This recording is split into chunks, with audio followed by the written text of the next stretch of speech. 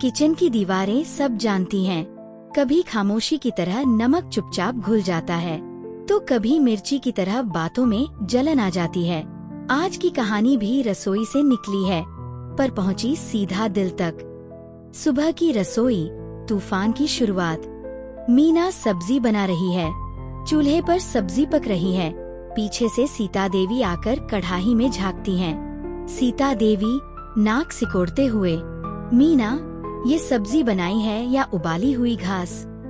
मीना चौंक कर, मान जी, आपने अभी तो चखी भी नहीं। सीता देवी चखते हुए, नमक ही नहीं है, ऐसे कौन बनाता है भिंडी? मीना सांस लेते हुए संयम से, आपने कल बनाई थी, उसमें मिर्च इतनी थी कि पापा जी को छींके आ गई थी।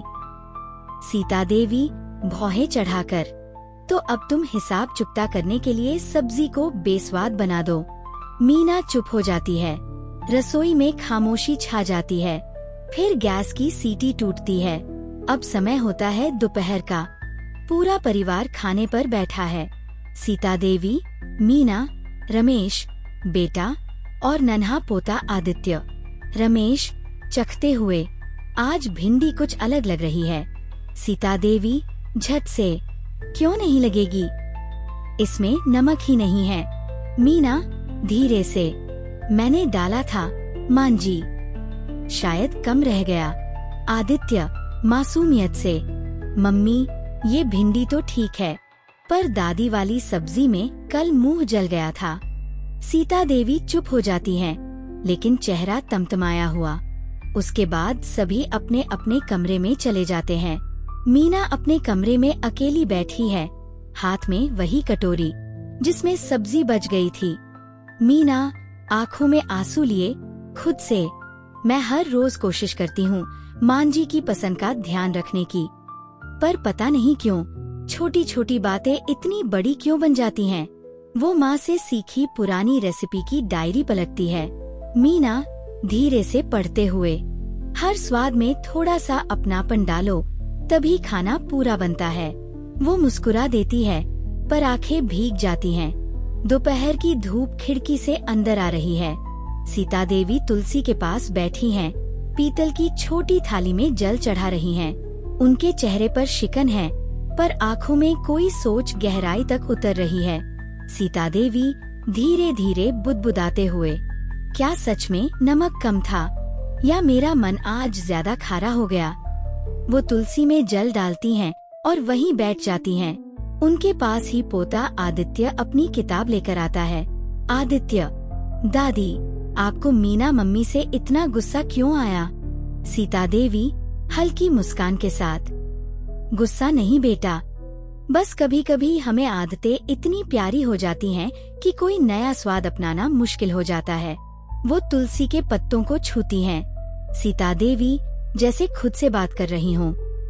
जब मैं इस घर में नई नई आई थी, तो तुम्हारे दादाजी को मेरी दाल बहुत पतली लगती थी, पर मैंने धीरे धीरे सीखा, और फिर वही दाल इस घर की पहचान बन गई।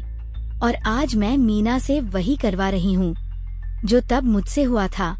सीता देवी, कहीं मैं वही पुराना चक्र दोहरा तो नहीं रही? थोड़ी देर चुप्पी छा जाती है। वो अपने पुराने रेसिपी बुक को उठाती हैं जो उसने वर्षों पहले संजोई थी। उसके पन्ने पीले पड़ चुके हैं, पर खुशबू अब भी वही है।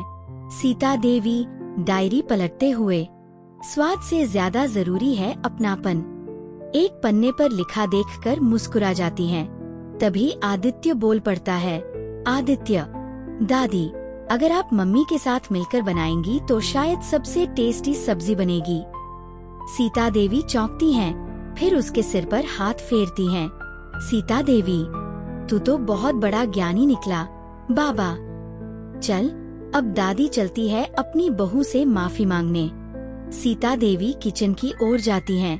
मीना वहाँ सब्जी गर्म कर रही होती है। उसकी आंखें थोड़ी लाल हैं, पर चेहरे पर कोई शिकवा नहीं है। सीता देवी धीरे से, हल्की शर्मिंदगी के साथ, मीना पलटती है, थोड़ी झिझकती है। मीना, जी मान जी। सीता देवी मुस्कुराकर, चल आज की सब्जी हम दोनों मिलकर बनाएंगे। नमक तेरा, मिर्च मेरी।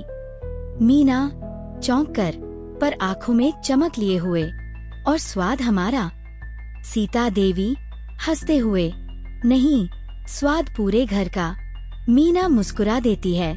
किचन का माहौल बदल जाता है। अब वहाँ सिर्फ मसालों की खुशबू नहीं, रिश्तों की मिठास भी है। मीना और सीता देवी साथ में सब्जी बना रही हैं, एक दूसरे को सलाह दे रही हैं, चखकर ठीक कर रही हैं। सीता देवी, देख, थोड़ा सा जीरा पहले डालो और मिर्च आधी कर दे। मीना चुटकी लेते हुए, और नमक, वो मैं अपने हिसाब से डालूंगी। सीता देवी हंसते हुए, डाल दे, पर दिल से। हर घर की रसोई में रोज छोटी तकरार होती है, मिर्ची, नमक और कभी कभी थोड़ी कड़वाहट भी। पर जब दो दिल एक साथ मिल जाए तो स्वाद नहीं, रिश्ते पकते हैं। अगर आपको ये भावनाओं से भरी मीठी सी तकरार पसंद आई हो तो चैनल को सब्सक्राइब करें और कमेंट में बताएं, आपके घर में मिर्ची ज्यादा होती है या नमक कम।